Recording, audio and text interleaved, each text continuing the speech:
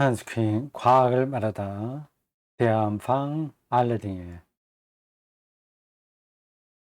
강독 33번째 시간입니다. 116쪽에 해당합니다. 그 대목은 2부 5장 3번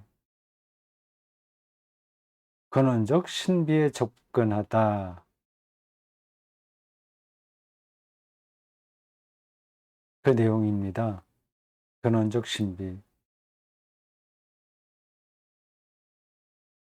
이 세계 자체가 신비예요.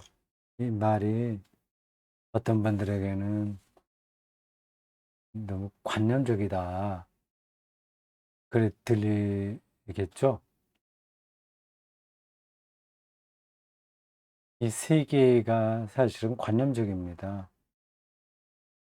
실체가 아, 있다고 볼 수가 없어요. 음, 파동만 있다고 말해도 됩니다. 파동. 그거는 실체는 아니잖아요. 입자가 아니잖아요. 입자로 구성되어 있긴 했는데 그 입자의 근본은 또 파동이에요. 근데 그 아주 작은 세계가 이렇게 파동인데 이 큰 세계는 왜 파동처럼 느껴지지 않을까 그런 궁금증이 듭니다. 사실은 이 큰 세계도 파동이라고 할 수 있죠. 그대로 유지되는 게 아니거든요. 언젠가 해체되죠. 저라는 사람도 이 지금은 이렇게 몸을 유지하면서 실체로 사는 것 같은데 조금 지나면 다 없어져요. 잠시 있었다 없어지는 겁니다.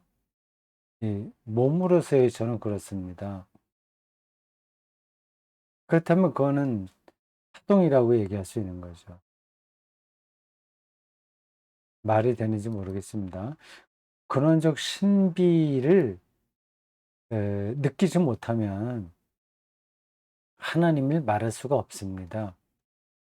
물리학에서도 이 시초에 대한 문제, 그리고 그 뒤로 진행된 것들의 그 과정을 신비하게 보잖아요. 그래서 설교하는 사람들은 이러한 물리적인 신비와 하나님의 신비를 같이 묶어서 생각할 줄 알아야 됩니다. 우리가 뭐 슈퍼마켓 사장도 아니고 뭐 보험회사 외판원도 아니고 재테크 매니저도 아니잖아요. 세상을 창조하는 하나님, 부활의 그리스도, 생명의 영인 성령, 종말론적인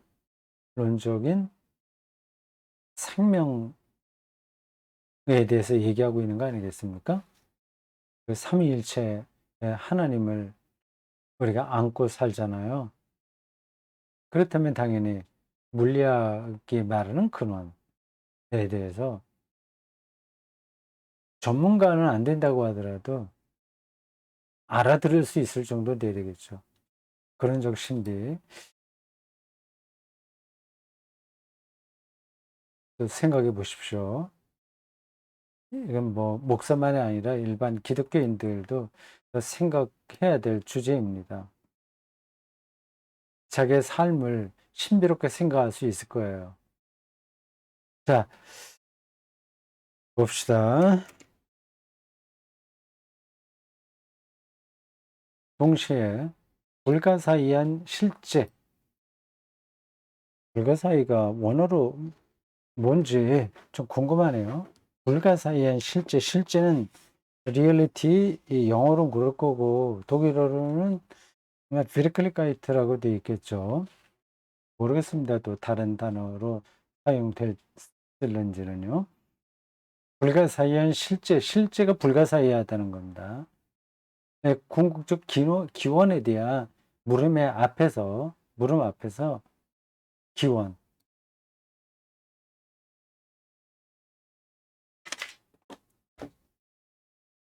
자연 과학적 방법은 좌절할 수밖에 없다는 것도 명백하다. 그러니까 그들이 지적 강요를 할 수 없다는 겁니다.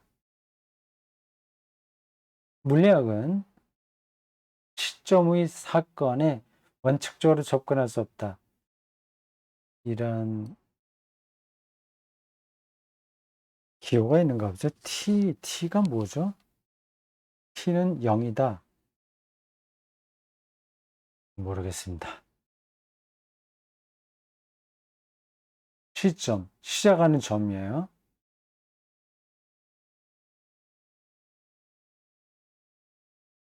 아무리 과학적 방법이 그 적용 범위를 꾸준히 넓혀가고 정교함을 더해도 그 시점 이전에 무엇이 있었는지는 경험할 수 없다. 대한우주에 대한 우주적 사변은 경험적 방법으로 충족되지 않는 가설임이 이미 입증되었다. 그러나 우주적 실증도 신뢰할 만한 방법이 아니기는 마찬가지였다. 우주적 실증이고 우주적 사변이란 같은 이야기입니다. 시원에 대해서는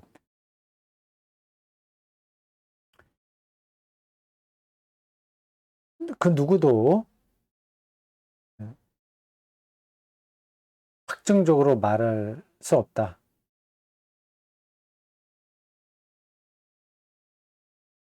그런 뜻입니다. 우리가 이런 쪽으로 생각을 안 해봤기에 그런 말들이 느슨하게 들리긴 합니다. 공자왈 같은 말처럼 들릴 수도 있어요. 그걸 극복해야 됩니다. 태초부터 주어진 우주의 자연상수들은 어디서 왔는가? 자연상수. 그 물리의 세계를 이해하는데 반드시 따라다니는 어떤 수를 자연상수라고 하겠죠.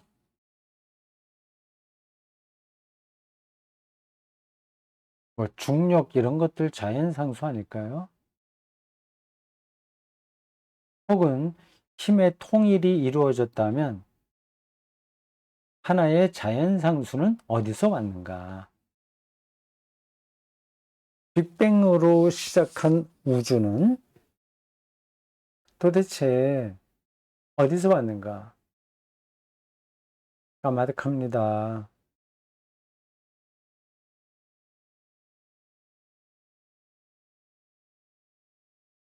빅뱅을 그냥 개인의 역사와 연관해서 난자와 정자의 결합 그렇게 생각이 됩니다. 어디서 왔나? 이거 까마득한 질문이거든요. 수만 마리의 정자 중에서 하나가 난자에 결합돼서 태어나지 않습니까?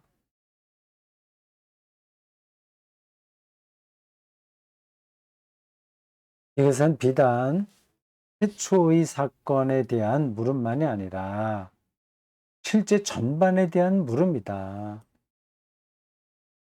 실제 전반.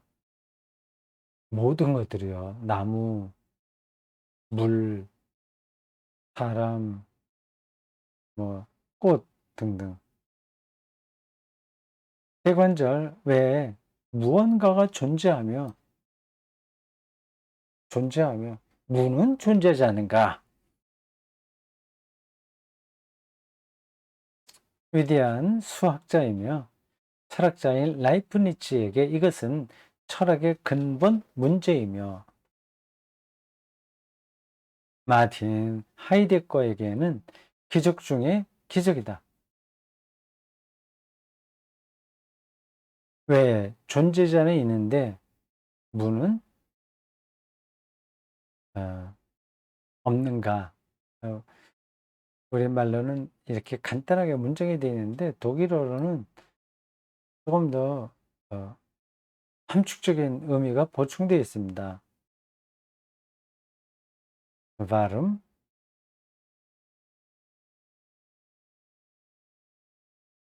제가 외울 수가 없네요. 그 문장.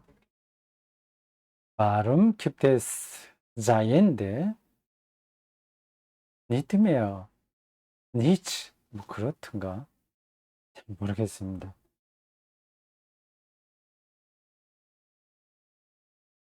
하이데거의 책 Was ist Metaphysic에 나옵니다. 형이상학이란 무엇인가에서요. 여기 안트리츠 폴레중이라고 되어 있죠. 프라이브룩 안트리츠 폴레중. 폴레중은 강연이란 뜻입니다.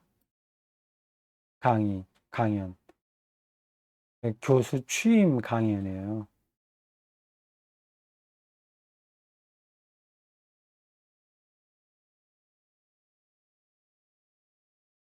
그렇다. 이것은 자연과학자가 답할 수 없는 인간의 근원적 질문이다. 물리학은 있는 것만 말합니다. 있는 것, 존재하는 것. 근데 왜 그게 존재하게 되었는지는 물리학이 답하지 못하죠. 경험계의 피안에 관한 한 무는 없는 것, 이건 이 경험계, 있는 것, 존재하는 것의 피안이니까요.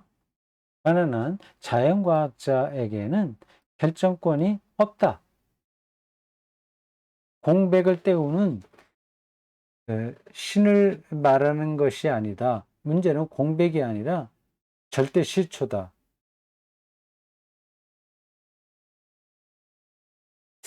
공백과 절대 시초 이게 대별되고 있네요.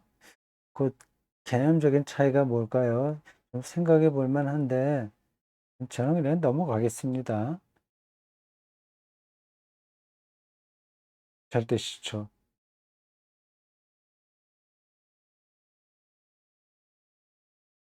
그러니까 지금 뭐 있을 수 없는 일들이 벌어졌네? 우리 세상 삶에서. 뭔가가 좀 빠져 있는 것 같네? 우리가 이해할 수 없는? 근데 그걸 이제 하나님이 그렇게 하셨다. 보통 그렇게 말하지 않습니까? 그럴 때 이 공백을 채우는 신을 얘기하는 게 아니라 그 절대 시초, 그것에 대해서 자연과학자에게 결정권이 없다는 얘기입니다. 여기서 인간은 실제의 근원적 신비에 봉착한다. 아득합니다. 저 생각하면. 이 긴 시간 속에서 내가 지금 있는 게 뭐지?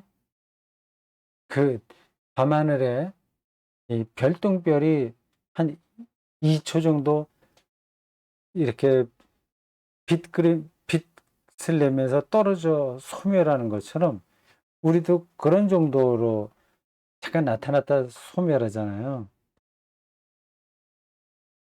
도대체 내가 지금 존재한다고 하는 게 뭐지? 근거가 뭐지? 뭐 그런 것들이 근원적 신비입니다. 이것은 세계가 실제 가능한 근원과 근거와 근원 목표에 대해서 맺는 기본적 관계에 관한 물음이다. 예. 실제의 근원적 신비라는 게 그렇다는 뜻입니다. 실제 근원적 신비. 이 실제는 과학자뿐 아니라 보통 사람들을 위해서도 존재하는 바로 그거다.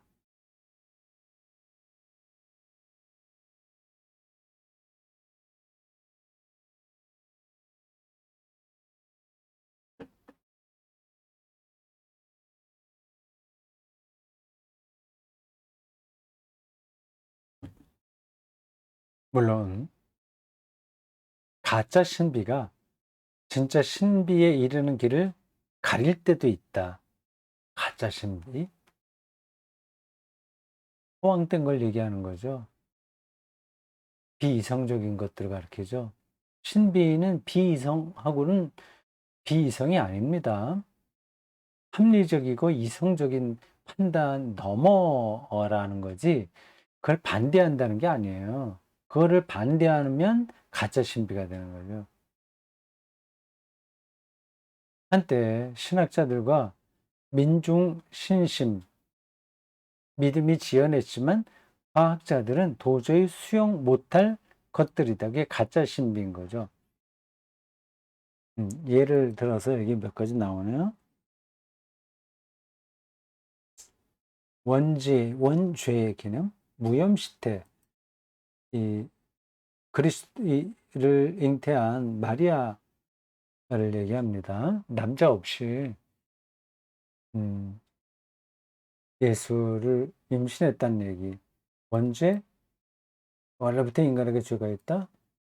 남자 없이 예, 그리스도를 잉태했다. 그거 아닌가요? 무염시태가? 여기 또 나와. 생물학적 처녀 출산? 내가 이걸 착각하고 있나? 한번 찾아봐야 되겠습니다, 이거는. 아하. 잠깐만 기다려주세요. 제가 알고 있는 그런 거하고, 그 뭐, 처녀 출산, 이게 똑같은 건데, 중복에 대해서, 이게 왜 그런가 한번 보려고 하는 겁니다.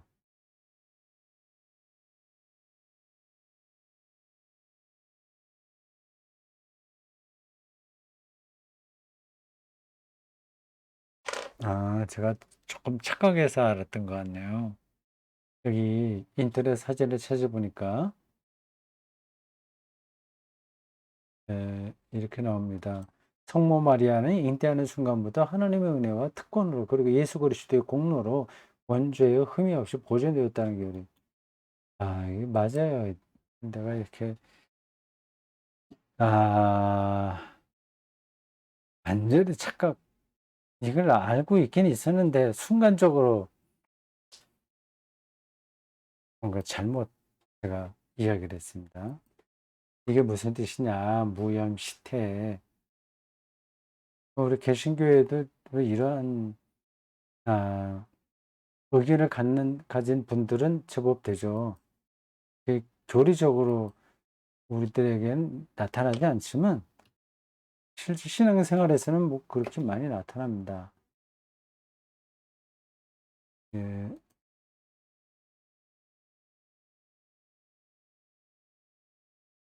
무염시태란 뭔가 그거예요. 마리아가 잉태하는 순간 하나님의 은혜와 특권으로, 그리고 예수 그리스도 공로로 원죄의 흠이 없이 보존되었다는 교리. 아, 이 낱말도 어렵네요. 무염, 염, 염. 아, 한자로 어떻게 되나? 여기 나오긴 나왔네요. 이것도 여러분들에게 보여드리겠습니다. 무염시태. 한자로 이렇게 되어 있습니다. 성모, 무염. 염은 오염됐다 할 때 염자죠. 시, 시작하다. 태, 뭐 태, 그 뭐 자궁을 얘기하죠. 그러니까 성모 마리아가 잉태, 치태와 잉태가 똑같은 뜻 같아요. 할 때 죄가 없어졌다. 무염, 깨끗했다. 좀 말장난처럼 들리긴 합니다.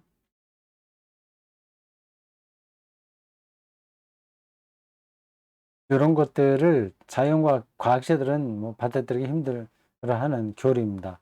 원죄 제한하고 다음 무염시태,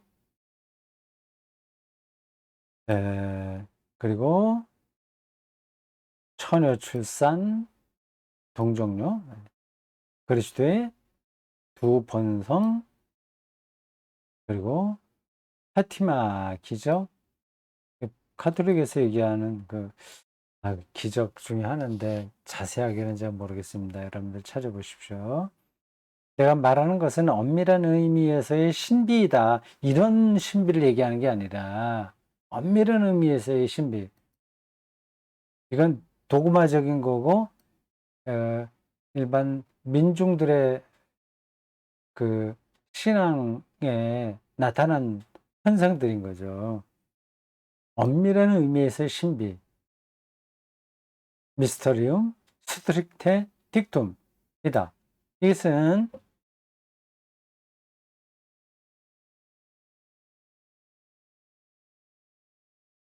됐죠. 그 인터넷에 찾아보느라고 열었던 이제 닫았습니다. 이것은 우리 시공간적 경험의 극단적 지평에서 세계와 인간의 시작이든 끝이든 한복판에서든 중요한 문제로 대두된다. 궁극적 신비가 사실 지금 이 자리에도 있는 거예요. 이 실제의 근원적 신비, 반복돼서 나오는 단어예요. 여러분들 이런 단어들을 외워두시는 게 좋습니다.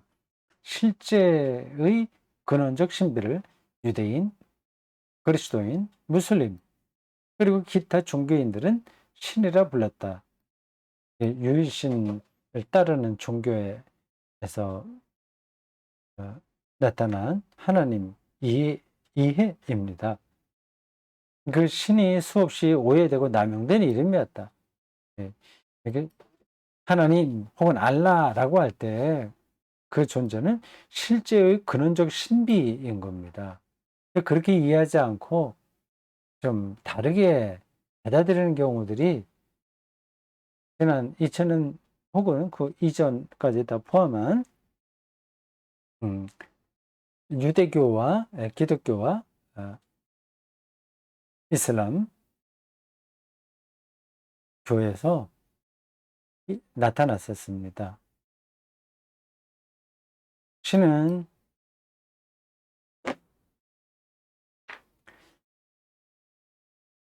만물의 창조자인가? 자연과학자들에게 신이라는 경건한 가설은 필요 없고, 프랑스의 뉴턴이라 불리는 나플라스가 나폴레옹에게 말했다지만 혹시 신이 그 이상은 아닐까? 자연과학자는 자연과학자로서 실제의 문법적 구조를 탐구하지만, 이게 물리학, 화학, 생물학이죠. 동시에 실제의 의미 구조, 무슨 어떤 의미냐 하는 것, 의미와 해석에 대한 인간의 본질적 문제도 제기한다. 자연과학자가 그걸 제기하죠. 할 수 있죠. 해야 되죠.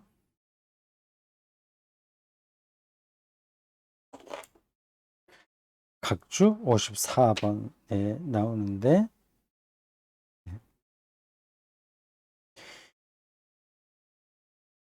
이런 문제에 직면하여 항복하거나 원인의 문제를 포기하거나 아니면 신의 문제를 떠안고 가거나, 자연과학자는 어차피 선택의 기로에 선다. 나는 신을 가설로라도 염두에 두기를 자연과학자들에게 권하는 바다. 뭐 자기가 선택하는 거니까 강요할 수 없으나, 한스킹의 관점에서는 그걸 좀 두시라. 신을 오해가 많이 있었으나 그 실제의 근원적 신비라는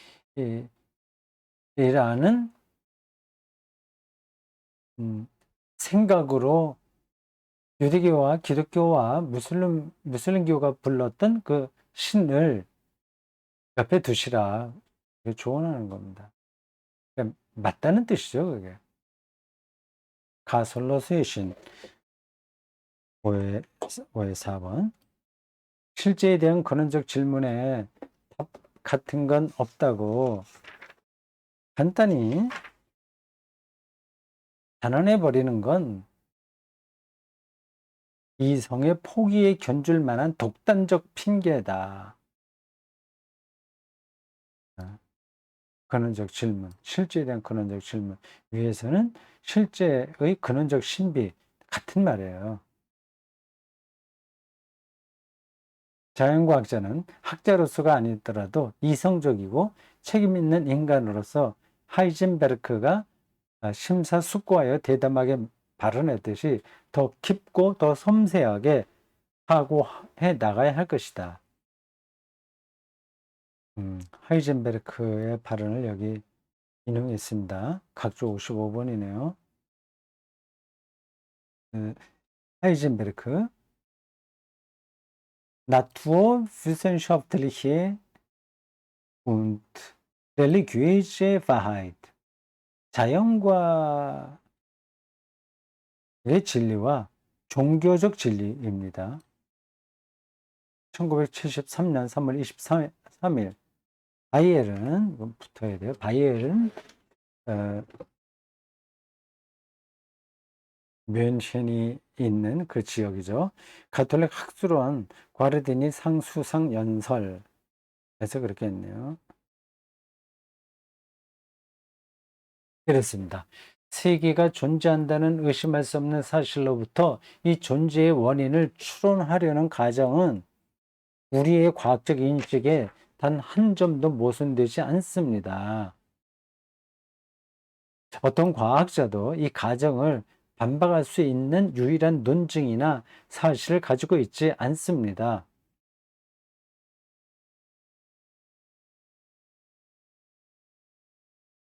이게 이 세계가 존재하는 원인을 원인이 있다. 어쩌다가 이렇게 된 게 아니라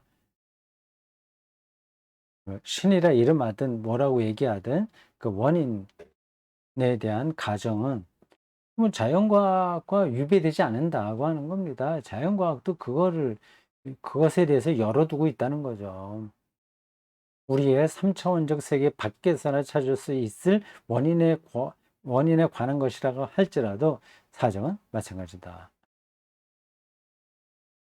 음.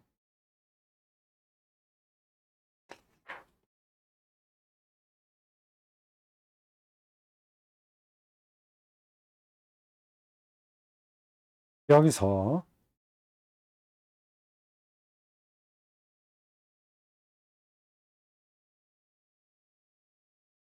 박, 이 밖이라는 게 갑자기 나와서 이게 작은 따옴표로 붙어 있네요. 3차원 세계 밖이라고 할 때 그 밖이군요. 음. 밖은 좀 더 명확하게 규정되어야 한다. 오늘날 대다수의 자연과학자가 인정하듯이 우주가 시간과 공간 안에서 유한하다는 것은 철학적, 신학적 관점에서도 우리의 세계 이해와 자기 이해에 가볍지 않은 의미를 지닌다. 그것은 모든 피조물과 존재자의 유한성과 무상성에 대한 오랜 종교적 확신을 증명한다.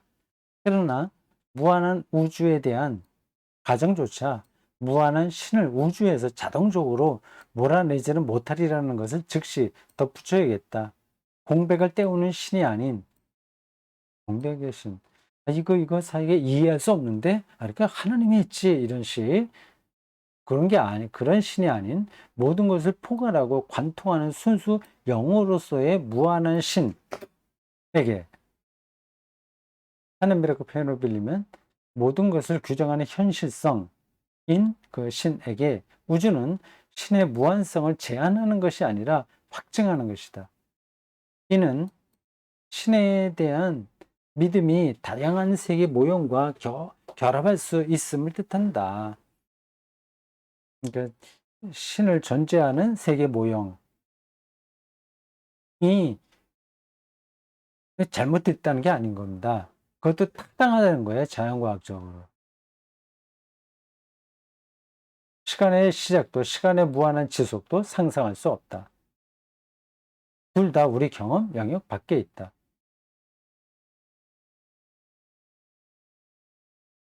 실제로 신이 존재한다면 그 신을 어떤 분으로 생각하냐는 차이가 있는데, 만물의 시초에 대한 핵심 질문, 왜 무언가 존재하고 무는 존재하지 않았는지 좀 더 정확하게 바꾸면, 왜 무언가가 존재하게 되었고 또 무는 존재하지 않게 되었는지에 대한 대답할 수 있을 것이다.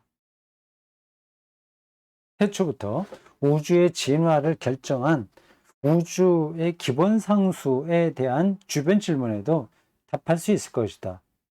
어쩌면 하나님이 궁극적으로 우주의 기본 상수라고 말을 해도 틀리지 않겠네요. 그런데 신은 존재하는가? 정말 존재하는가? 이런 질문으로 5장의 4번을 끝냈습니다. 우리도 여기서 이 33강이죠. 강독 마치겠습니다. 34강이 기대가 되죠.